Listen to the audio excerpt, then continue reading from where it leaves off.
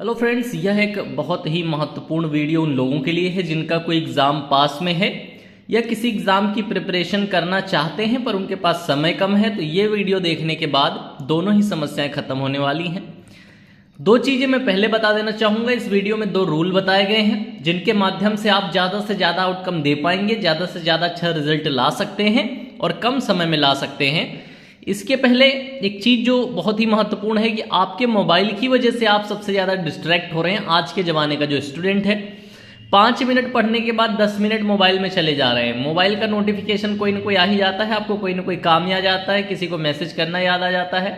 ठीक है, तो बार बार मोबाइल उठाने से बहुत ज़्यादा डिस्ट्रैक्शन होता है, जिसकी वजह से 6 महीने की पढ़ाई जो है 2 साल में भी नहीं हो पाती है।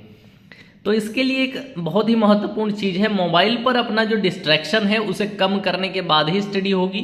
उसके लिए मैं यहाँ पर एक ऐप बता रहा हूँ, ये पेड प्रमोशन के तौर पे नहीं बता रहा हूँ, इस वीडियो के जो उद्देश्य है इस वीडियो का उसके तौर पे बता रहा हूँ। एप्लीकेशन का नाम है फॉरेस्ट ऐप। ठीक है, सामने स्क्रीन पर भी आप देख सकते हैं, फॉरेस्ट ऐप इसका नाम है। इसमें क्या होता है कि आप जैसे 25 मिनट का 30 मिनट का टाइमर लगा के रखोगे तो उस टाइमर के दौरान वो पेड़ अपना एक उगता रहेगा, बड़ा होता रहेगा और आपको दिखता रहेगा कि अभी कितना समय बाकी है और इतने समय के बाद ही मैं डिस्ट्रैक्ट होना है, मुझे इतने समय के पहले मुझे स्टडी अपनी छोड़नी नहीं है। जितनी बार आप फोन की तरफ देखोगे आपको वो उगता हुआ पेड़ दिखेगा।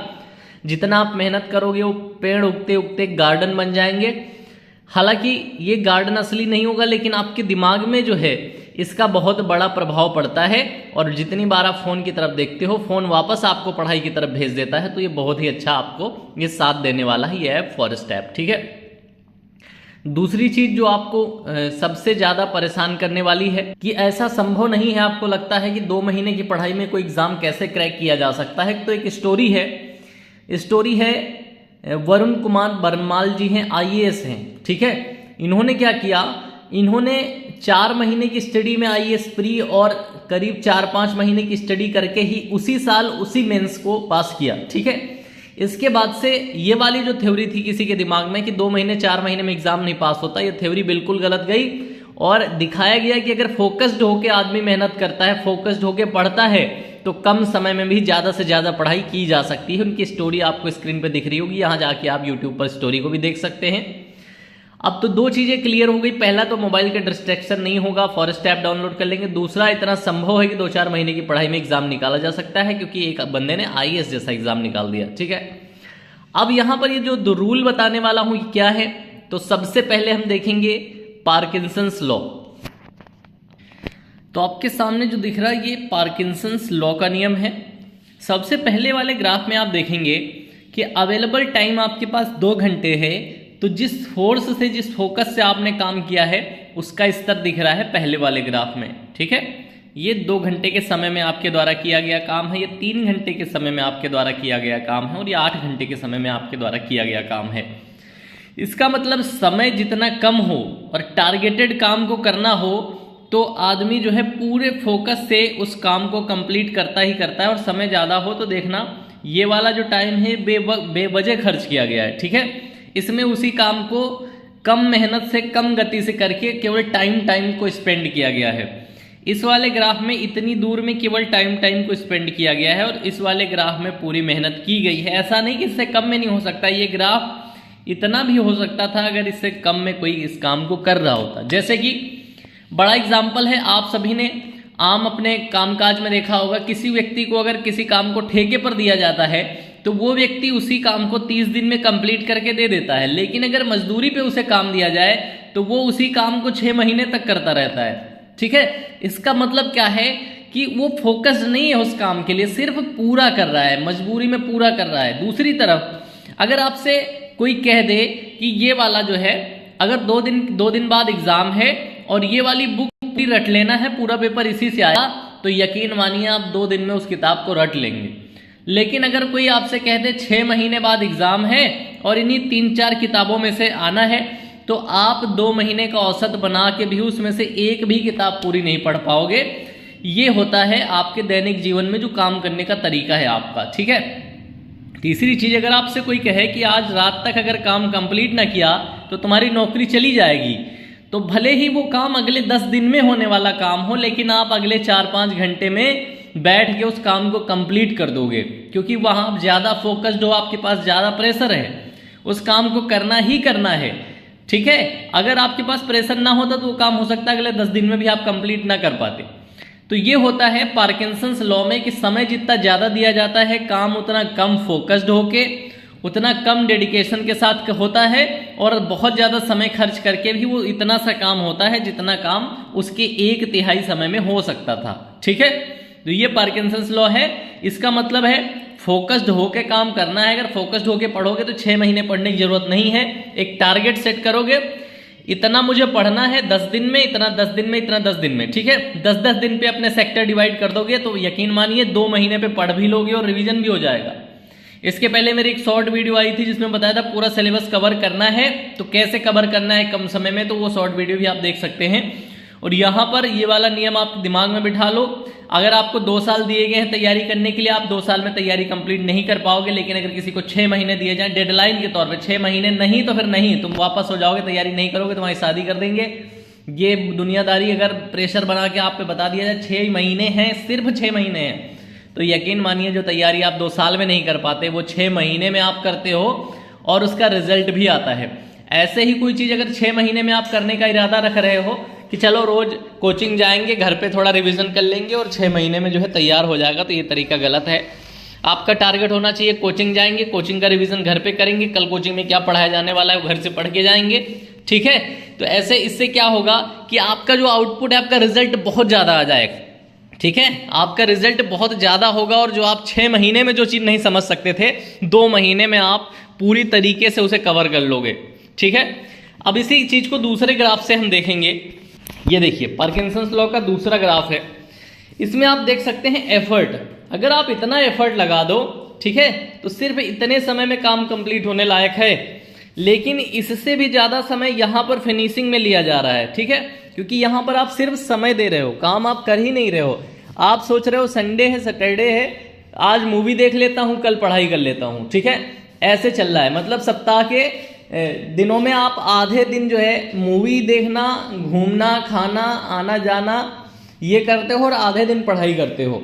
इसका मतलब है वो जो आधे दिन आप पढ़ाई कर रहे हो, बाकी के 3 दिन में उसे भूल भी रहे हो। तो यहां पर आपने रिजल्ट को क्या कर दिया है, डाउन कर दिया है, एफर्ट को क्या कर दिया है, लेस कर दिया है।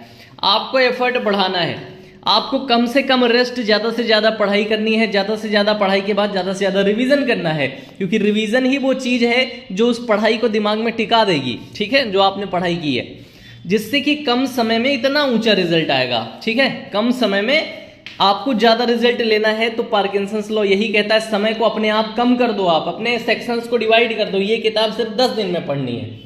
ठीक है, ये किताब सिर्फ 10 दिन में पढ़नी है, 5 दिन रिवीजन करना है। ये किताब सिर्फ 10 दिन में पढ़नी, 5 दिन रिवीजन करना है। तो 5 किताबों से ज्यादा किसी वनडे एग्जाम में नहीं आता। अगर आप सही किताबें सेलेक्ट करोगे तो सिर्फ 5 किताबों में वनडे एग्जाम होता है, और ये काम आप कर सकते हो। इसके बाद दूसरा जो लॉ मैं दिखाने वाला हूं 2080 का लॉ है। ठीक है, 2080 सन नहीं है, 20/80 है। ठीक है, वो लॉ भी आपके लिए इंपॉर्टेंट है, लेकिन उससे पहले एक रिक्वेस्ट है, पहली बार चैनल पे आए हो तो चैनल को सब्सक्राइब करके जाना। यहां पर पूरा प्लान आपको बताया जाता है, कैसे पढ़ोगे तो ज्यादा रिजल्ट आएगा, कौन सी बुक्स पढ़ोगे कौन से एग्जाम के लिए तो ज्यादा रिजल्ट आएगा। ठीक है, और मेरा टेलीग्राम चैनल ज्वाइन कर सकते हो, जहां से ये पता चलता है आपको कि कौन सा एग्जाम कब होने वाला है, किसकी कितनी कट ऑफ लगने वाली है। चैनल पर भी मैं सभी की कट ऑफ रेगुलर बताता हूं, सभी एग्जाम्स की, तो चैनल के साथ जुड़े जरूर रहना है आपको।